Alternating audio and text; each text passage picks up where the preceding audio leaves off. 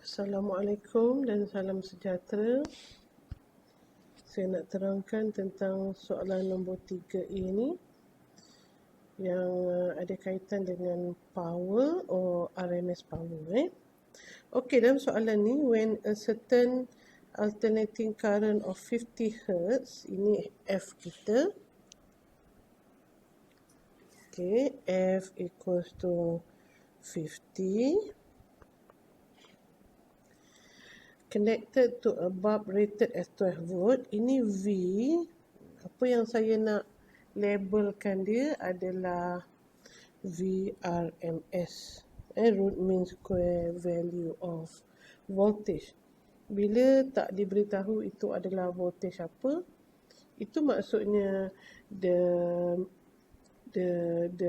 most stable voltage yang kita namakan RMS voltage. So RMS voltage kita 12 volt dan diberikan 6 watt. This 6 watt is our PRMS, which is equal to 6 watt. So what is being labeled in your electrical appliances, semuanya adalah RMS value. Sama macam apa yang kita ada kat sini lah, bulb dengan 12 volt dan 6 watt, semua ni adalah RMS value of voltage and power. Okay, sketch and label current time graph. So bila saya nak lukiskan current time graph, so saya kena tahu I RMS dulu berapa. Daripada I RMS, saya boleh dapat I peak atau I node. So daripada formula P RMS equals to I RMS darab dengan V RMS. So saya dapat I RMS sama dengan P RMS over V RMS. Okay, iaitu 6 bahagi 12, iaitu half 0.5 ampere. Okay, so ini kita punya nilai untuk I RMS. So I node sama dengan set 2 darab dengan I RMS. So saya dapat 0.5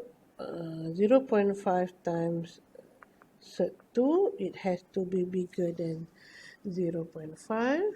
Okay, so kita ada set 2 darab dengan 0.5. So saya ada 0.7071 ampere is our I node. Okay, so diberikan kat sini frekuensi. Daripada situ saya boleh dapatkan period. F equal to 1 over period.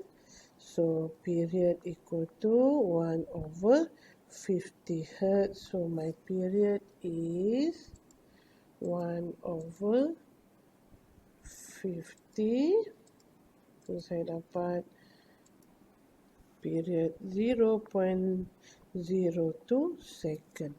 So from this I node and this period, we can sketch our current time graph. Okay, so label your X and Y component. Your Y is current, I in ampere and T in second. And your graph should be this way. Dengan nilai 0.02, sini 0.01. Dan your peak current adalah 0.7071 ampere.